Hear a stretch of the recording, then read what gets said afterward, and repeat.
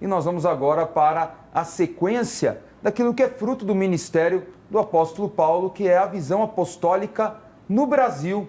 Né? O que está acontecendo no Brasil que tem a ver com a igreja dos primeiros tempos. Né? O que tem a ver agora, século XXI, estamos caminhando para a terceira década desse século. O que tem a ver com a igreja de 2000 anos atrás?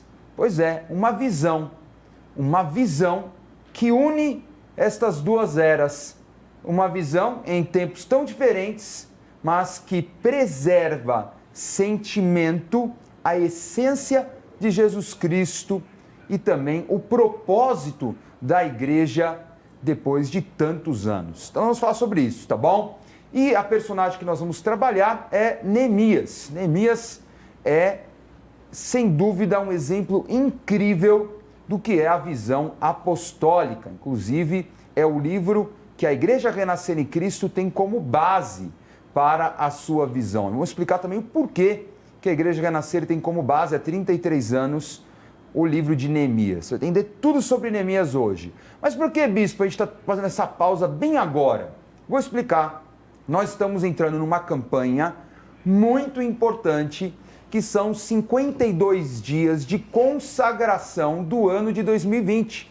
52 dias de Neemias. Então, nessa reta final do ano de 2019, estamos nos preparando para 2020. É isso mesmo. Cada dia nós vamos consagrar uma semana de 2020.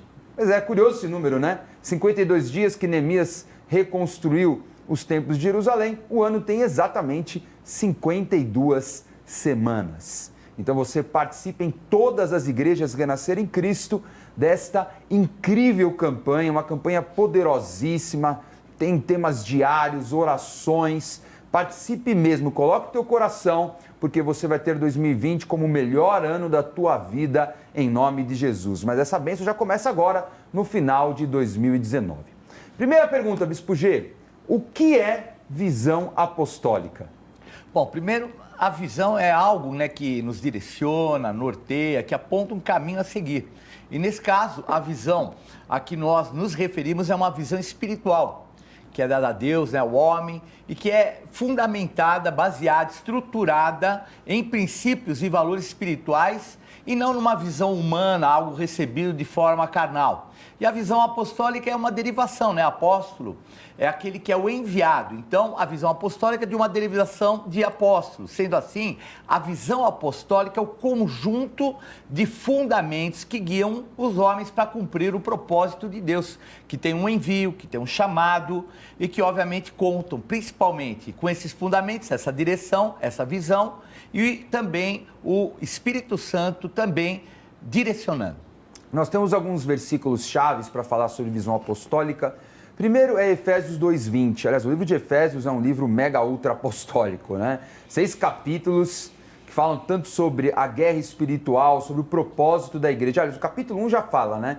Que o Senhor Jesus é o cabeça de todas as coisas, que o corpo é a igreja e que tem autoridade sobre principados, potestades e dominadores. Agora, o capítulo 2, versículo 20, fala que nós fomos edificados, a igreja foi edificada sobre o fundamento dos apóstolos e profetas, sendo ele mesmo, Cristo Jesus, a pedra angular, a pedra principal, né, de apoio para todo esse prédio. Então, o fundamento da igreja é apostólico. Então, na verdade, todas as igrejas deveriam ser apostólicas, mas nem todas são. Mas o fundamento original da igreja é apostólico. Tá legal, bispo? Me explica isso no momento de Jesus com os apóstolos. Tranquilo. Mateus 16:18. Nós temos um momento em que Jesus está em Bânias, né, Cesareia de Filipe, norte de Israel, nascente do Jordão, com os apóstolos, ainda discípulos, e ele fala para Pedro, né, quem vocês pensam que eu sou e tudo mais, e Pedro fala, tu és o Filho de Deus, tu és o Salvador. Pedro fala, e Jesus fala para Pedro, tu és Pedro, e sobre esta pedra edificarei a minha igreja. Sobre esta revelação que você teve, eu estou edificando a minha igreja. E as portas do inferno não prevalecerão contra ela. E o que vocês ligarem na terra estará ligado nos céus. Ou seja, foi dada autoridade para a igreja. E fundamento apostólico. Nesse fundamento, nessa revelação apostólica é que nasce a igreja. Então a igreja não nasceu em Atos 2. A igreja nasceu antes, tá certo? A igreja nasceu no desenvolvimento dos apóstolos. Vamos dizer assim que Jesus cortou a faixa vermelha exatamente ali em Bânias, falando, agora vocês entendam, sobre esse fundamento nós estamos edificando a igreja. Agora, quanto à visão, nós temos o exemplo de Paulo, estamos falando tanto de Paulo, vamos falar bastante ainda em Atos, sobre Atos 26, finalizando o livro de Atos na nossa campanha, mas o lance é o seguinte, Paulo recebeu essa visão celestial também dos apóstolos. Não acha que o apóstolo Paulo era um cara que andava isolado, ele tinha, vamos dizer assim, a sua própria doutrina? Não, ele teve realmente uma conversão direta com Jesus. E eu acho, né, Bispo G, que Paulo teve que ser assim mesmo, né? Para convertê-lo tinha que ser o próprio Cristo, né? É verdade. Porque ali a situação com um perseguidor tudo era inviável alguém chegar lá e ministrá-lo. Mas a gente sabe que ele foi fundamentado, ele foi orientado pelos apóstolos. Então, Gálatas 1 e 2, capítulos que falam bastante sobre isso, que ele andou com Tiago, irmão de Jesus, com os outros apóstolos em Jerusalém, recebeu também de Barnabé, 2 anos em Antioquia, quer dizer, ele recebeu o fundamento apostólico, recebeu a visão celestial. Então tem um momento muito bacana em Atos 26, que ele está diante do rei Agripa, e ele diz no versículo 19, não fui desobediente à visão celestial. Recebi a visão, que visão? A visão apostólica. Né? De levar o evangelho para todo mundo, de anunciar o reino dos céus, o ID, de fazer discípulos em todas as nações, de batizar em nome do Pai, do Filho e do Santo Espírito de Deus, de fundamentar igrejas. Quer dizer, ele praticou tudo o que estava relacionado à visão apostólica. E nós precisamos ser assim, obedientes à visão celestial, que é a visão apostólica. Então nós vamos falar dentro do exemplo de Neemias, vamos usar um exemplo do Antigo Testamento para falar como essa visão apostólica já fazia parte também da Antiga Aliança. E temos que entender na visão de Neemias, preste atenção que nós vamos ler bastante sobre o livro de Neemias, vamos ler alguns capítulos, mas preste atenção nessa aula no seguinte, 3 resultados do posicionamento de Neemias: restauração, reconstrução e restituição. Guardou 3 R's, né? R de renascer, aleluia. Restauração, reconstrução e restituição. Então, o que é restauração? Restauração com a prática, com o exemplo de Neemias. Visão apostólica vem para restaurar o ser humano nos planos espiritual, psicológico e físico, certo? Corpo, alma e espírito. Restauração do homem, restauração das vidas que foram destruídas.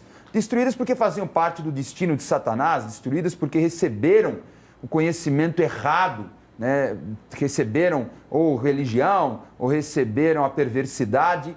Nossa visão é restauração de vidas por completo, corpo, alma e espírito. Segundo, reconstrução. Reconstrução do quê? De tudo que foi destruído por Satanás e pela religiosidade. Quantas pessoas estão destruídas por tanta manipulação, tanta filosofia, tanto pecado, tanta perversão, tanta imoralidade. Visão apostólica, reconstrução. E por fim, terceiro, restituição. Mas restituição do quê? De tudo que foi roubado por Satanás. E tudo que também foi roubado pelas deformações da alma, erros que nós cometemos no passado e que pagamos por eles, né? Que fomos roubados por esses erros. Então temos a restituição pela graça. O Senhor, vamos dizer assim, nos devolve de uma forma, claro, diferente, tudo aquilo que nós perdemos por erros, por manipulações demoníacas. Então o que vai ser legal? A partir de agora, vamos começar a ler Neemias, vamos começar a discutir sobre a visão apostólica no personagem Neemias e que você vai ver em todo o tempo restauração, reconstrução e restituição. Ok? Então vamos ler Neemias capítulo 1. Vamos lá. As palavras de Neemias, filho de Acalias, no mês de Quisleu, no ano 20º, estando eu na cidadela de Suzã, veio Hanani, um de meus irmãos, com alguns de Judá. Então lhes perguntei pelos judeus que escaparam e que não foram levados para o exílio acerca de Jerusalém. Disseram-me, os restantes que não foram levados para o exílio e se acham lá na província ainda, estão em grande miséria e desprezo. Os muros de Jerusalém estão derribados e as suas portas queimadas. Tendo eu ouvido estas palavras, assentei-me e chorei e lamentei por alguns dias e estive jejuando e orando perante o Deus dos céus. Versículo 11, a oração. Ah, Senhor, estejam, pois, atentos os teus ouvidos à oração do teu servo e à dos teus servos que se agradam de temer o teu nome. Conceda que seja bem-sucedido hoje o teu servo e dá-lhe mercê perante este homem. E nesse tempo Neemias era copeiro do rei. Bispo G, para a gente entender toda essa história, a gente está falando de uma história que tem mais de 2.400 anos, né? Fala de exílio. Tá? Vamos lembrar todo esse processo de exílio. Quando começou o exílio dos judeus? Em que momento começou o exílio dos judeus? O exílio ele começa por volta do ano 600, quando caem as muralhas, né? Um processo, vou ser bem rápido, de rebelião por parte do rei, que tinha sido inclusive colocado pelos babilônios. Ele se rebela e aí Jerusalém é destruída, as muralhas destruídas, a cidade, o templo, e um grande contingente de pessoas produtivas são levadas para o exílio. Então, reis, príncipes, pessoas produtivas. E ali, no local, ficam ainda um resto de pessoas que, assim, que não tinham qualquer tipo de perspectiva de serem levados, não tinham qualidade, infelizmente, né, uma classe social bem ruim. E aí ficam ali e ficam na miséria, porque Jerusalém destruída, tudo, e o povo fica vivendo isso. Nesse processo passam 70 anos em que Babilônia está dominando sobre toda essa região, sobre o mundo todo, mas aí cai Babilônia e se ergue o Império Persa. E é esse o momento, no Império Persa, que começa o processo de reconstrução, primeiro do templo e depois de Jerusalém. Então é esse o momento, né, na época de Daniel, que a gente vai conhecer também, o momento, né, da Babilônia, é o momento do profeta Ezequiel também. Daniel ficava com as autoridades maiores, Ezequiel era um profeta mais ligado ao povo, e é quase 70 anos de um processo ali terrível, em que eles estão quase como escravos, né? Então, numa limitação muito grande. Esse, então, é o exílio. Bom, de Daniel em diante nós vemos um processo no Império Persa de restauração de Jerusalém, por consequência também da história de Israel. Nós temos o primeiro grupo que volta para Jerusalém, um grupo grande, um grupo que vai com Esdras e tudo mais, um grupo que tem como objetivo restaurar o templo.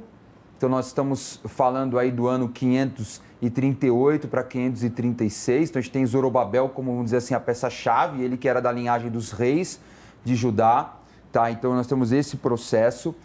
Falei de Esdras, desculpa, foi Zorobabel primeiro com o grupo, Esdras depois. Esdras, ele vai na época de Artaxerxes, que é exatamente o rei, né, da época de Neemias. Então nós temos ainda nesse processo uma condição ainda de miséria, mesmo com a reconstrução do templo. O povo continua em miséria em Jerusalém. Ou seja, em Jerusalém, até Esdras e Neemias, nós temos aí décadas em que, ok, o templo estava reconstruído, só que o culto não acontecia da forma devida, o povo estava em extrema pobreza, né? O povo estava ali sem nenhuma direção. Então, na verdade, as coisas foram também se perdendo, e nós sabemos também que não só apenas o grupo que estava ali, mas que também ficou em miséria o grupo que veio da Pérsia, né, da Babilônia, para Jerusalém. Quando Esdras chega, Esdras também acelera o processo, o livro narra exatamente essa transformação, essa reconstrução do templo, mas sabemos que os judeus só vão ter realmente prosperidade, libertação, as coisas vão acontecer Quando vem Neemias? Neemias vai ser essa peça-chave para restaurar tudo, inclusive a restauração espiritual, porque eles não conseguiam ter a preservação do culto, a estrutura sacerdotal, por falta de condição. O templo precisa de recurso para que o culto aconteça.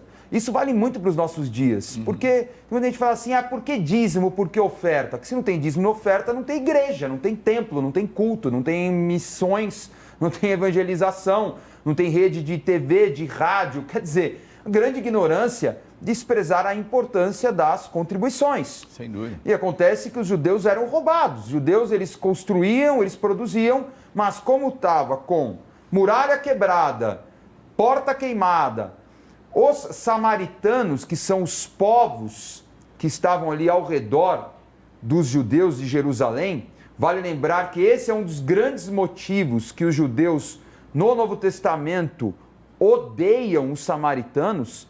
Esses povos misturados de judeus com estrangeiros, essa mistura aconteceu durante o Império Assírio, eles estão ali para colocar um jugo sobre os judeus. Eles administram aquela província toda, eles entram em Jerusalém para roubar a colheita, para roubar toda a produção deles, extorquindo, roubando literalmente com violência. Então, Jerusalém estava completamente desprotegida, arruinada, não conseguia se levantar, não tinha recursos para se levantar. Alguém precisava encabeçar uma reforma não só técnica da cidade, mas uma reforma espiritual e também uma reforma política. Alguém que tivesse peso político para poder encarar esses opressores samaritanos. Então a reação de Neemias é fantástica. Ele ouve, ele sente a dor, ele chora, ele lamenta, mas ele tem uma reação espiritual. Ele não fala assim, bom, o problema é deles, eu estou aqui, fazer o quê? Ó Deus, tem misericórdia deles, ó Deus, envia alguém. Não. Ele ora, ele jejua e ele fala, Senhor, eu estou à disposição. Eu posso ser um instrumento, eu estou aqui no palácio, eu sou copeiro do rei, do imperador persa, de repente eu tenho um caminho aí para levar recurso e dar uma direção com uma influência política para que Jerusalém seja reconstruída. Perfeito? E isso deu certo, deu certo. Ele produziu primeiro no mundo espiritual e Deus o abençoou. Nós vamos ler agora o capítulo 2. Então vale lembrar, Bispo Daniel, por que a Igreja Renascer faz campanha de jejum todo mês? Por que está fazendo agora essa campanha de 52 dias de consagração de Neemias para 2020? Por quê? Por que, Bispo G? Então, veja bem, tudo começou com jejum. Daniel. Então, Daniel, sabendo que tinha aí toda uma situação, ele estava ainda fazendo parte ainda de lá daquela situação do exílio da Babilônia. Ele jejua 21 dias, toma um posicionamento e aí o Senhor já responde e começa a trabalhar. A palavra profética é liberada também para um outro profeta que é Isaías. Isaías fala, vai se levantar um homem chamado Ciro. Aí se levanta o imperador persa, Ciro, quebra o domínio dos babilônios, mas o principal foi o jejum de Daniel, porque o jejum de Daniel fez com que o arcanjo Miguel fosse e entrasse e desse, vamos dizer, orientação para os reis persas. E pode perceber que dali para frente, todos os reis, que são os reis persas, vão favorecer. A exceção vai ser um chamado Cambises, que ele é morto lá no meio do caminho, não vai ficar entrar muito tempo. Não vai ficar muito tempo. Não Ele vai era ajudar, terrível. vai cair. Esse era terrível, mandou matar o próprio irmão, mas já foi também tirado do caminho. E nesse processo, o que acontece? É que vem toda a estratégia financeira que você falou. Ciro rompe os grilhões, abre as portas de ferro, traz as riquezas às nações e envia para reconstruir o templo. Agora, através de quem? O jejum de Daniel. Mas o que acontece? O templo para, depois tem todo um processo também de resistência, e aí Neemias é esse momento que ele vai para reconstruir os muros. Como é que eu posso ter o templo e não ter uma proteção? Como é que eu posso ter o templo para ir e não tenho portas de acesso? E era o que estava acontecendo. Os muros caídos, as portas queimadas e o templo à mercê do inimigo. E nós somos o templo do Espírito. Então, como o bispo já falou, uma resistência que precisa ser quebrada. E resistência se quebra com guerra espiritual. Então, nós fazemos jejuns, campanhas como essa, o quê? Primeiro acontece no mundo espiritual. Você ora isso no Pai Nosso, assim na terra como nos céus. Quer dizer, primeiro aconteceu nos céus. Daniel é um exemplo disso.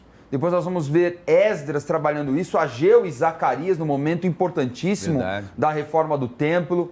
Quer dizer, Neemias da mesma forma. Eu não vou chegar para o imperador só com minha boa vontade. Eu tenho que produzir isso no mundo espiritual. Jejum, oração, guerra, vence com resistência, sim. Tem que permanecer firme até cair por terra este domínio demoníaco.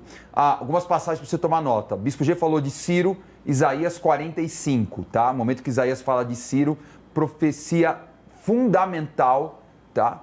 Outra coisa, Daniel capítulo 9 e capítulo 10, momento que Daniel tem o conhecimento que se passaram 70 anos através da profecia de Jeremias, e aí o capítulo 10, jejum de 21 dias, derruba o principado da Pérsia, se abre o caminho para a reconstrução de Jerusalém e Israel, ok?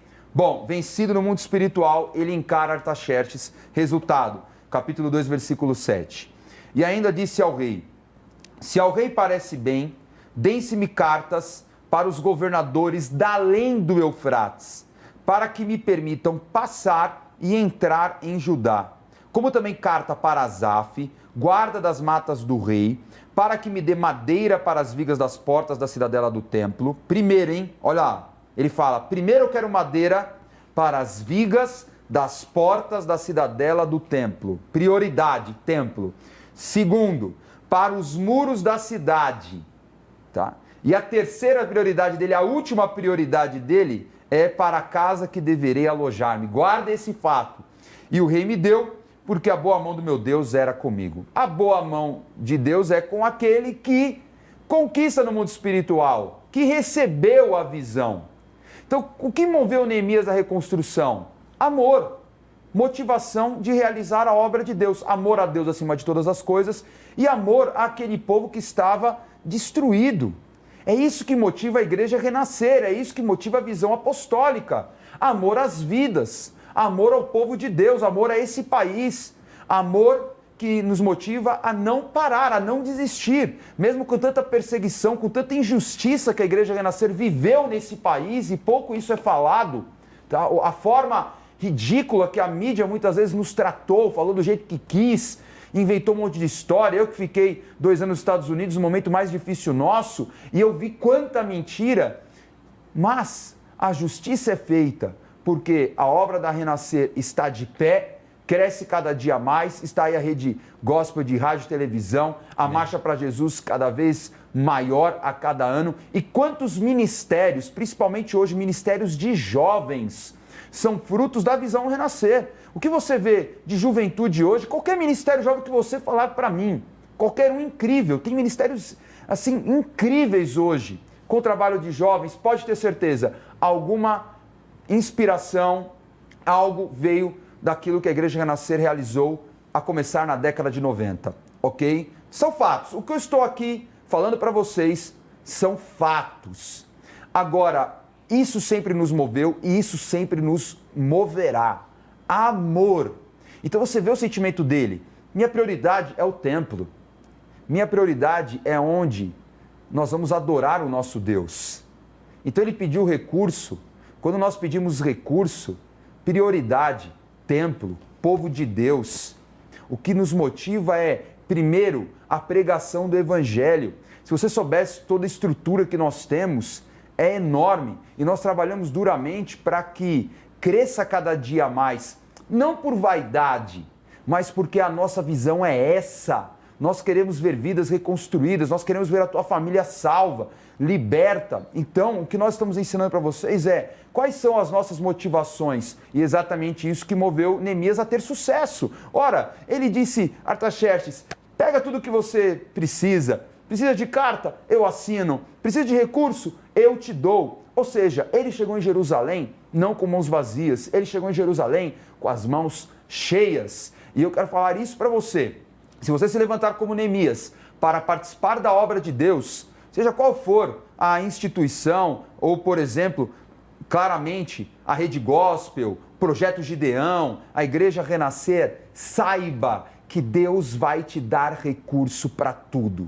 Deus vai te capacitar para que você possa realizar a obra dele, para que você possa realizar o teu ministério e o teu chamado. Então veja que o caminho não era fácil. Nesse mapa, nós vemos que ele teve que sair de Suzã, tá vendo? Ó? Suzã, e ele vai caminhar até Jerusalém. Você poderia falar, bispo, por que ele não fez um caminho em linha reta? Porque esse deserto é insano, não tem como cruzar esse deserto. Então o caminho que ligava Pérsia ao meio do Oriente Médio, ou pelo menos essa região de Egito, Jerusalém, Canaã, tinha que ser através das águas. Tá? Eles vão acompanhando os rios. Então, o rio Eufrates, chegam por cima ali da região da Síria e vão descer também pelo caminho das águas do Jordão, ok? Olha o caminho que esse cara teve que trilhar. Imagina, né, Bispo G? Estava bem lá, funcionário público, ganhando muito bem, baita aposentadoria. E um dado interessante é que ele nasceu no exílio, né? Porque o exílio foram 70 anos, mais alguns 40, sei lá, já na Pérsia, e de repente ele não sabia o que era Jerusalém no contexto da terra dele. Ele fala os sepulcros dos meus pais. Então vê que não é só um amor, é um amor espiritual. Era algo que foi colocado por Deus e ele recebeu bem, né? Porque a pessoa que quer reconstruir, ela tem que às vezes abrir mão daquilo que é seu. É o que você falou, o cara estava na boa, funcionário público, dentro do palácio, e de repente vai para um local que ele nem conhecia no contexto e não era a herança dele. Mas espiritualmente era o propósito de Deus. É isso aí. Bom, chegou em Jerusalém. Agora sim, vamos colocar aquele mapa, por favor, diretor. Aquele mapa mostra Jerusalém daquela época. Então vamos deixar ele paradinho um tempo para eu explicar algumas coisas. Você está vendo aí o muro atual. Então você vai hoje a Jerusalém, esse é o muro atual, muro medieval. Esse muro em vermelho era o muro da época da cidade de Neemias, um pouco maior do que era da época de Davi e Salomão, certo? Você vê aí que tem um conjunto de portas da época, porta do peixe, né, porta da convocação das ovelhas, porta oriental, porta dos cavalos. Aí nós temos a fonte de Gion, a porta do vale, a escadaria da cidade de Davi, o tanque de Siloé lá embaixo, né, as águas que vinham do Monte Sião. Então está aí para você exatamente a muralha que tinha várias fendas enormes, tinham duas principais pelas quais Nabucodonosor invadiu e conquistou Jerusalém no ano 586 a.C., tá certo? Então tá aí a grande missão de Neemias. Então, quando ele chega em Jerusalém, ele não chega, né, bagunçando, não chega com toda a pompa, não. Ele chega na miúda, 3 dias caminhando, fazendo um relatório, tomando consciência do tamanho do desafio, e depois disso, com um bom plano na cabeça, ele chama todo mundo e aí ele incendeia o coração deles para a obra. Diz assim o versículo 17. Então lhes disse: estais vendo a miséria em que estamos, Jerusalém assolada e as suas portas queimadas? Vinde, pois, reedifiquemos os muros de Jerusalém e deixemos de ser opróbrio. E lhes declarei como a boa mão do meu Deus estivera comigo e também as palavras que o rei me falara. Qual o resultado? Então disseram: disponhamo-nos e edifiquemos, e fortaleceram as mãos para a boa obra. O que moveu Neemias à reconstrução? Em segundo lugar, inconformismo. Ele quebrou aquele comodismo, aquela entrega, não tem mais jeito, a minha vida não tem jeito, o Brasil não tem jeito, meu filho não tem jeito. A mania que tem gente que fala isso, né? Já chega a pedir oração, fala assim: bispo, ora pelo meu filho, que meu filho não tem jeito. Eu falei, essa concordância é difícil, né? Eu vou orar, te abençoar, mas você não concorda nem com a oração? Quer dizer, você está procurando uma oração? Então a primeira coisa é, tem jeito sim, senão você não ia buscar a oração. Né? E nós podemos todas as coisas naquele que nos fortalece. Então vamos começar mudando o nosso discurso. Discurso de Neemias, positivo. Vai dar certo, vamos conseguir. As condições eu sei, tá difícil, as muralhas quebradas, portas queimadas, mas olha só, temos recurso, o rei permitiu, tem o poder político, nós temos tudo para dar certo, vamos para cima, que em tempo recorde realizaremos esta obra. Bispo, eu quero fazer uma pergunta. Para a nossa geração, hoje, apostólica, o que representam os muros e as portas de Jerusalém? Bom, os muros são símbolos de proteção que guardam, né? No caso, como eu falei, nós somos, né, um referencial do templo do Espírito. Então, o templo ficava no meio e ao redor ficavam as muralhas. Então, a proteção para o templo e um local onde a pessoa tem essa comunhão com Deus. Então, quando nós não temos os muros, nós não temos essa proteção. Então, a pessoa é uma pessoa que é alvo do inimigo, a mente fica totalmente desqualificada, as acusações, quer dizer, não tem uma estrutura suficiente para ser preservada e poder o quê? Viver aquilo que é a plenitude do Espírito Santo, nós como templos de Deus. Então, o que é isso? Muitas vezes a religiosidade, que rouba a verdadeira essência, porque uma pessoa religiosa, às vezes, é uma pessoa cheia de usos e costumes que, sem perceber, está fazendo a do inimigo. Ou então, é uma pessoa que ignora os dons espirituais, é também da mesma maneira contra os valores de Deus, achando que está fazendo. E as portas são acessos. E esses acessos, que são as portas para chegar ao templo, muitas vezes que são? Os ensinamentos, as heresias, as doutrinas de homens, que a gente percebe que muitos fazem disso uma situação ao qual as pessoas se convertem, começam a ir numa igreja, de repente, fora da visão espiritual, elas propriamente se afastam, desviam e são destruídas. E aí, então, não tem mais acesso, porque as portas estão queimadas, não tem acesso ao templo e nem proteção. Maravilha. Nossa missão é a mesma, então, de Neemias. Mesmo. Vamos reconstruir todos esses casos aí, né? As pessoas estão no mundo e as que a religiosidade destruiu. Tá feito. Então a obra é grande e a obra não pode parar. E não parou mesmo com Neemias. Vamos entender que também, quando começamos a obra, se levantam as oposições. Versículo 6 do capítulo 4 fala assim: assim edificamos o muro, e todo o muro se fechou até a metade da sua altura, porque o povo tinha ânimo para trabalhar. Mas, ouvindo Sambalate, Tobias, os arábios, os amonitas, os asdoditas, que a reparação dos muros de Jerusalém ia avante, e que já se começava a fechar-lhe as brechas, ficaram sobremodo irados. Ajuntaram-se todos de comum acordo para virem atacar Jerusalém e suscitar, guarde essa palavra, confusão ali. Agora, parou Neemias? Não. Versículo 21. Assim, trabalhávamos na obra, metade empunhava as lanças desde o raiar do dia até o sair das estrelas. Ou seja, com uma mão fazendo a obra e com a outra preparado para a guerra. Nem eu, nem meus irmãos, nem meus moços, nem os homens da guarda que me seguiam largávamos as nossas vestes. Cada um se deitava com as armas à sua direita. Ou seja, não tinha tempo nem para tomar banho direito. Enquanto a obra não acabar, a gente não sai da nossa posição. Então, o que moveu Neemias à reconstrução é uma disposição de superar oposições. Eu estava falando um pouco da história da Renascer, fato. Começamos uma grande obra, uma grande revolução na década de 90 em diante. Oposições de todos os lados. Oposição de religião, oposição política, a oposição de inimigos que para nós até hoje não tem nem muito sentido, nem muita explicação, mas foram movidos por demônios. Oposição vai acontecer, porque o inimigo não queria que essa obra fosse completa, porque nós sabemos que faz parte do plano de reconstrução de Jerusalém a própria condição para Jesus vir.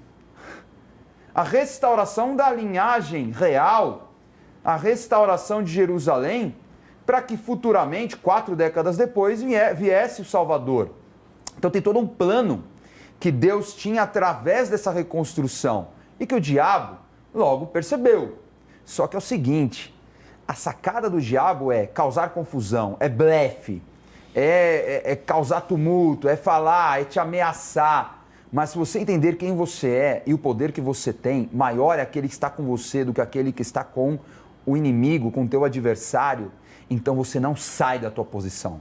Você fica ali firme, firme até a obra ser completa. Guarde isso na tua vida em nome de Jesus. Fica firme até a obra ser completa.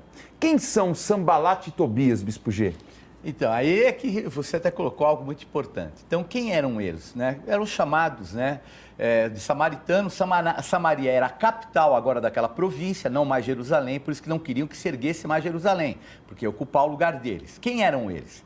Eles eram os estrangeiros que ficavam ao redor. Então, por exemplo, Tobias, o amonita, descendente de Amon, descendente de um povo de prostituição, de incesto, tudo que a gente já conhece. O outro, o oronita, é um moabita de Orônia, que é um local em Moabe. Então, eram pessoas vizinhas que viviam na malignidade. O outro, asdodita, um ex-filisteu.